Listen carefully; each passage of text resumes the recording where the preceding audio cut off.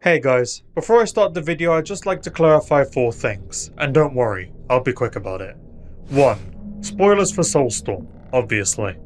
If you haven't played it yet and are planning to, then come back later. Or if you don't care about spoilers, stick around. 2. This video is going to act like a spiritual successor to Matthewmatosis' comparison video on Abe's Oddysee and his 2014 remake New and Tasty. Whilst I will be presenting the video, for the most part, in the style that he presented in that video, please note that I will also be adding my own takes, as well as humour if appropriate, to the video. 3. To those that want to argue that Soulstorm and Exoddus cannot be compared as they're too different, I only have one question for you. They're both the same game in Abe's story with similar plot beats, not to mention that Soulstorm is supposed to be the game that replaces Exoddus in the quintology. What else are we going to compare Soulstorm to? 4. Shameless self-promotion, but this is only my second channel, so if you're interested by the end and want to see more of me, links in the description to my main channel, though please note that the main channel is not focused on Oddworld or game reviews. With all that aside, let's begin.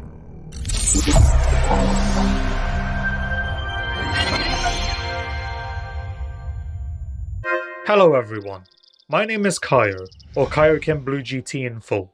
And we're going to be comparing the 1998 Abe's Exoddus with its 2021 reimagining, Soulstorm.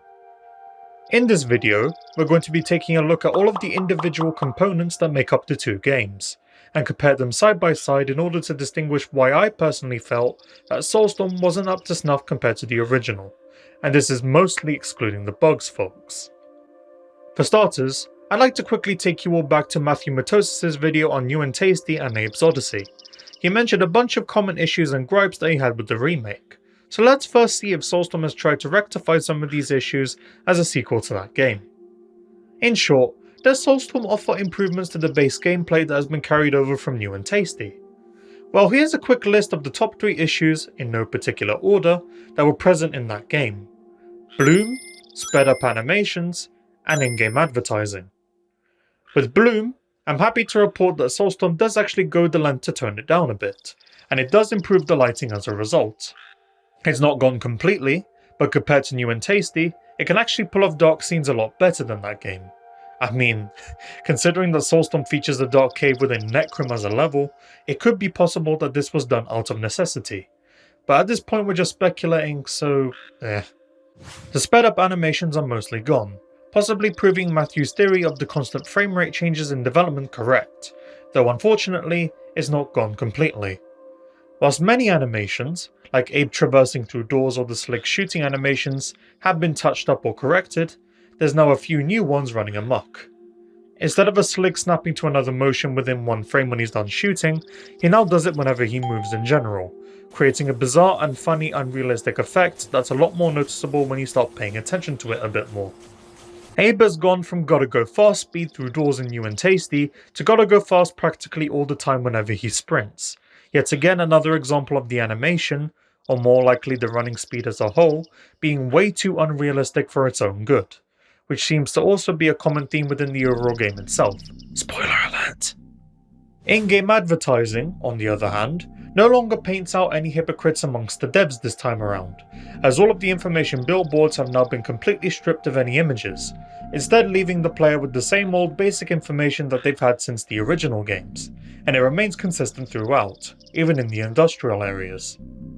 But does managing to fix these visual issues manage to improve the game as a whole? Well, that's what we're going to explore in the video, and with that segment out of the way, we can now begin the comparison. Where else to begin with talking about a game than at the very beginning? In Abe's Exoddus, we open up in a similar fashion to that of the last game, with Abe narrating away the events that led him up to starting his journey into Necrom mines with a few of his followers, as well as him realising the rest of his quest. Hey, look at that! It's a bone. I think we're close. Let's go! Yeah, let's go! It's simple, to the point, and gives us an excellent amount of scale to the place to show the player just how much they will be traversing in that one level alone.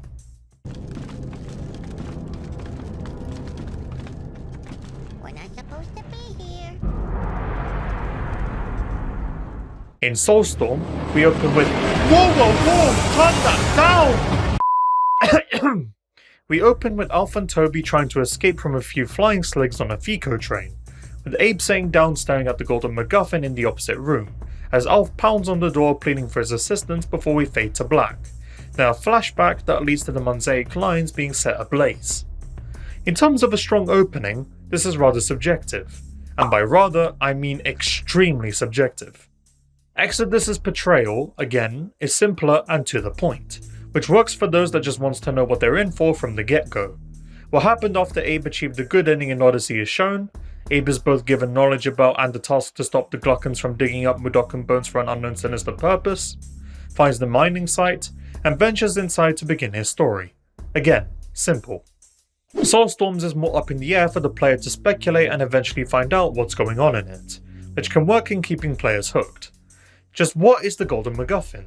How did Abe and Co get on the Fico train in the first place? Just where in the story are we? Etc. Statistically, however, it seems that Exoddus just about edges out slightly as the more popular storyteller, though not by a huge margin in the slightest. More on this graph later. Personally, whilst I do appreciate the ambivalent opening and the massive amount of effort put into the cinematic in Soulstorm, I appreciate Exoddus' opener more as it feels more like a storybook opening to Abe's second chapter, with him literally being the narrator of his own story in the quintology, whilst the focus in Soulstorm has to shift all over the place to accommodate for that ambivalent nature I talked about earlier, not being as focused on Abe as I would have liked. As for the rest of the story in both games, whilst they followed the same structure, which is getting to Necrom to receive a power-up, in order to halt the brewery's reign over the rest of the Labour and Mudokons, the way they go about it cannot be any more different, which breeds a good ground for comparison. And since Exoddus is more preferred, albeit slightly, we're going to be exploring that right now. The rest of the story in Exoddus is presented more through the game's world itself this time around, with many cutscenes in the game being a direct result of an action Abe has taken, such as tuning into a Magog on the March broadcast in Fico Depot in order to find out about how to get into the Soulstorm brewery, learning more about the head Gluckans in charge of the facilities before Abe raids it, using the security phone to get the Overseer Slig to disarm the main gates to the brewery after paying attention to the aforementioned broadcast Abe had previously watched. We'll have that traitor Abe in no time, or my name ain't that. Ripping. Hey, this is, Ripping. Open the main gates and do it. Gotcha. Right away, sir. Let me see. What button was that? Showing a cutscene right after the player finds tortured tear extractor Mudokons for the first time, in order to provide healthy exposition whilst also providing dark humour, etc. Exploring the story in this way sets the cutscenes and the story stone segments apart from the other games, whilst also enhancing the significance of every level as a result. Whilst most other games would just merely use these cutscenes as plain old transitions to get from level to level, in order to dump exposition on the player whilst they wait for the rest of the game to load. And, however, whilst Exoddus does still have those, as seen with the Fico train transitions, they barely last long, still look great, fulfills its purpose, and doesn't dump the player with exposition that doesn't currently mean much to them as the levels are changing. Long story short, Exoddus liked to show more than it told with its story, and it played into the majority of the player's interests rather well. Everything introduced plot-wise in Exoddus felt like it had strong connections to one another, with not one element feeling unimportant or minor. This is where Soulstorm, at least for me, starts to take a dip. Not one area in the entire game ever provides background information in the levels themselves that can be made more significant later on, like it did in Exoddus. Instead, it's replaced with the radio broadcasts scattered throughout lift rides. Instead of the players, and Abe, learning something new, insightful, and possibly getting a little chuckle out of it that would fit Oddworld's well-established dark humor-induced tone, we're being told plain old propaganda opposing what we already know. And whilst Exoddus did provide some of these as well, in the form of some message boards in the story stones within levels, they either contained useful information for the player, or was flat out harmless, as they were humorous and were over and done with in a matter of seconds. The player should already be acquainted with the fact that the propaganda littered throughout the industrial areas is quite common, so Exoddus doesn't bother wasting the player's time in this regard, and even uses this as an opportunity to be a little bit silly as a result. Insurance scam. And along the way, we're hearing radio broadcasts that are telling us, filling us more in on the backstory, the propaganda of the world, what they're telling the common people versus what you know is actually happening in the game. So we play off of that during these elevator rides. The intention of this approach to the lift rides in Soulstorm is quite clear, which is to show how much control propaganda has over Oddworld. But this is a theme that, again, should have already been made very apparent to the player by this point, and these rides overemphasize it when it simply doesn't even need to. What this ends up resulting in is a lot of repetition and utter boredom, as we, and Abe, already know that these broadcasts aren't true, and since it doesn't offer much in terms of the humorous side, why should we care about these broadcasts? It gets even worse later on, as there is literally no other story being told through these lift rides other than Mullock burning down his own farm 250,000 times. This makes the player care even less, and results in even more repetition. They could have used these rides as an opportunity to reference Munch or Stranger, which would have been a very cool cameo and a neat throwback for the older fans of the franchise, whilst also allowing the world of Oddworld for newer players, whom Oddworld seems to be desperately targeting nowadays, to be further expanded without wasting the player's time on stuff they should already know by this point. To make matters worse, according to Caddicarus, him and a few other YouTubers were contacted in order to make voice appearances in these lift rides, and in various other spots throughout the game. And whilst this would be okay if they were allowed to experiment and change their voices a little in order to match a Slig or a Glucken, in order to better fit in with the world, they were instead instructed to not bother trying to do so, and instead talk with their own voice. Yeah, I wasn't exactly sure what they were looking for with the Slig voice. It was difficult doing it remotely because I had no idea what they wanted me to do. Yeah, the first load of speech I sent to them was me trying to imitate a Slig in the Sliggy voice, and it didn't go amazingly well because the lady Ashley that I was speaking to in the process of getting my voice in the game, she said, "Look, we've asked you to be in the game for your voice. We want your voice. So don't try and imitate anybody. Don't try and do any kind of fan copying. Just do your voice. We want your voice in the game." So I was like, okay, cool. And what this results in is a massive immersion breaker. More beautiful friendship exists than that between the Mudokons and the Gluckins. The benevolent Gluckins who provide the Mudokons with food, shelter, and structure are repaid with gratitude, respect, and hard work. It's a perfect relationship, and nowhere was that relationship more perfect than at Rupture Farms. Why Oddworld inhabitants decided to go with this approach is massively mind-boggling to me, as the main problem with this is because these YouTubers are really hard to take as different people, especially considering when they're still speaking with the same voices that they've used countless times elsewhere in their YouTube videos, it just completely takes you out of the experience, and for an Oddworld game, that's rather concerning. Props to Caddy for at least trying something, though to be quite honest, this isn't exactly enough. This is not even mentioning the lack of quality assurance on some of these submitted voice lines, the worst of which can be seen here in the Funicular, with the sick Mudokan in particular. Are you as sick as you look? Yesterday I was feeling much worse, and then I got bit by a needle bat last night. Crazy as it sounds, I swear that bite took most of my pain away for a while. If only one could bite me again. Need I say more? The villains in Soulstorm have also taken a pretty bad hit as well, and unfortunately in more ways than one. Mainly their presences throughout the game, as well as the loss of their unique personalities. A pretty good example of this being Vice President Aslik, the Gluck in charge of Fico Depot. In Exoddus, Aslik often went by the name Uncle Aslik instead of Vice President Aslik, mainly in order to try and boost the morale within his Mudokan workforce, as well as attempting to appear relatable in order to maintain peak morale and labour performance. Those stinking slaves! I mean, my fellow employees. Uncle Aslik's been taking good care of you, right? I love all of you like you as my own, right? But if we don't catch this Abe guy, it's the brew vats for all of you! Even when you weren't watching his exclusive broadcast, his presence is felt throughout the entire facility, with plenty of the tips and or propaganda targeted towards the player coming straight from the Uncle Aslik facade.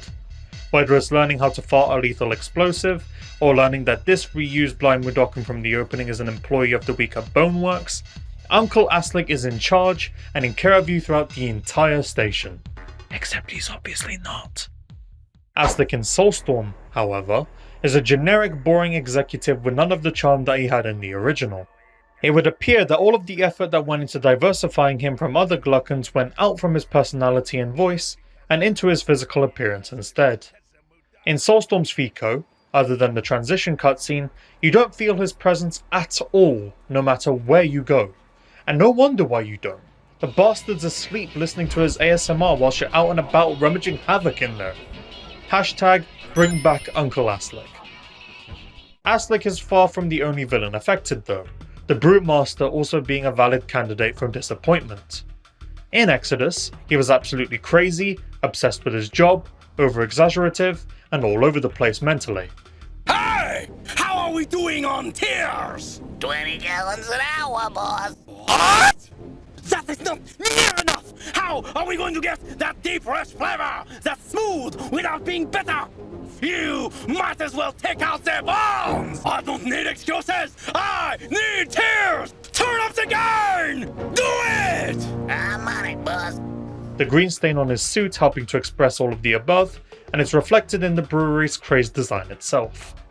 Similarly to Aslick, the entire interior of the brewery also reflects the Brewmaster's position towards Abe and himself, with the brewery's interior being absolutely massive to make you feel extremely tiny, and sets you up for the big encounter in the boiler room, as well as the Brewmaster also seemingly being the one that provides tips to the player once again to solidify his presence over the facility. In Soulstorm, all he does in the story is whine and complain whenever someone criticizes his brew. For decades, my brew has ensured against such possibilities. What if it ain't working anymore? You dare suggest my brew isn't working? This makes no sense. My brew has always worked. How dare anyone question my recipe? It has never failed us. Never. It must be Mullock. You dare accuse me? It's your brew that has failed us. My recipe is flawless. That's it. He doesn't even acknowledge Abe, the only Gluck doing so being Mullock, and temporarily Morga. You can literally sabotage the bastard's brew right in front of him, his only appearance in game in his own facility no less, and he still won't even acknowledge you. Can he even really be considered a villain at this point? He almost doesn't seem to care about what Abe does, because even then he still won't be convinced he exists. Mullock in this game's story had potential, but was ultimately squandered by a lack of utilization. All he does is try to stop Abe's progress in 2 levels, spends the rest of the game chasing him, ironically saving him in the good ending, and that's literally all he does. Which is an absolute crime, as Mullock is one of the most beloved villains in the entire franchise, and he has a very well executed personality in the game to boot. They do this. They want to know you're gonna make it up to them. We're in this together. Okay, I'll tell them, boss. Whilst we're on this topic of villains, and I'm honestly surprised nobody mentioned this at all, but who's in charge of Slick Barracks in Soulstorm? We never find out through the entire game if it's General Drippig, the second most beloved villain in the franchise, or if it's another generic executive. Perhaps Oddworld inhabitants will notify us somehow through a statement, but until then, it's an unanswered question that should have already been answered from the get-go. Yet another artistic casualty suffered from the lack of solidifying a Gluck's control over his own facility. So, what about the central quote-unquote power-up that Abe obtains in both games? Or more precisely, the chest tattoo that Abe gets once he completes the Trials of Necrom. In Exoddus, it gives itself a clear-cut purpose, to heal the sick Mudokons that had one brew too many. Again, an approach which quite a few people appreciate, as mentioned before. In Soulstorm, the altar that gives him the tattoo also happens to download every single Wikipedia page on the Mudokons and their history into his head, as well as the ability to access Shrykull more easily with good karma? What? Either way, the tattoo is clearly made to be a sequel setup, especially considering the game knowledge, but when considering both versions of the tattoo whilst disregarding any potential future development, the one in Soulstorm just feels flat out underwhelming and pointless. It doesn't offer much to Abe in this singular story other than being able to access something he already gained access to long ago, just a slightly tad bit easier. When it comes to the good and bad endings, however, this is where I'm actually willing to defend Soulstorm a bit. A common complaint I've seen with Soulstorm's bad ending is that it isn't Abe's fault, per se, that led him to his death, and it was just a pure accident that manages to screw over everyone. But I'd actually say it's a good and realistic move. Yes, the bit where he trips and spills the brew is a bit convenient, but to be fair, it suits his clumsy character, and it's not like the original games didn't try to portray this either. Exoddus' bad ending ignores the canon good ending of the first, and instead of his friends realistically giving him the benefit of the doubt, like Alf and Toby did in Soulstorm, But you did your best, right, Abe? they just immediately pounce on him and act like him saving everyone from Rupture Farms in the first game didn't mean anything. Abe's personality does fit in line with what would realistically make sense in an ending like this, which would be him making a lot of mistakes. But guys, it was harder. But the friends that knock him out certainly do not. Soulstorm also provides a better aftermath to the consequences of Abe's failure than Exoddus does as well.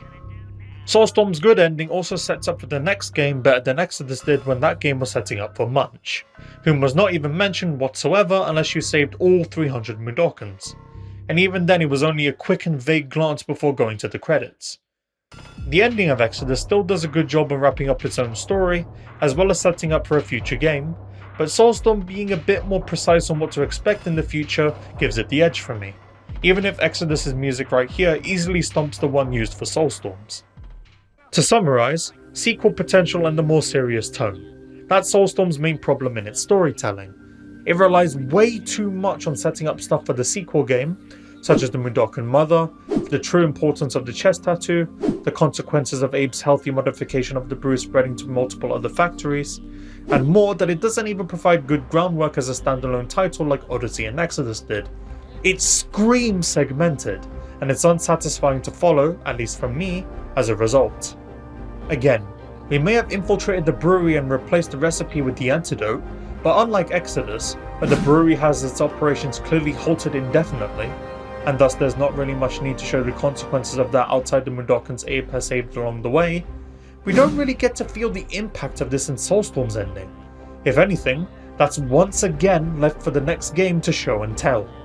Exoddus told the story in more ways than one throughout the game, and kept everything strongly connected everywhere, while Soulstorm relies on dumping exposition to the player in between levels, with everything not being as well connected, in terms of the plot or in the game world itself, while still not being able to offer much satisfaction as a standalone story. We interrupt this program to bring you this special news bulletin.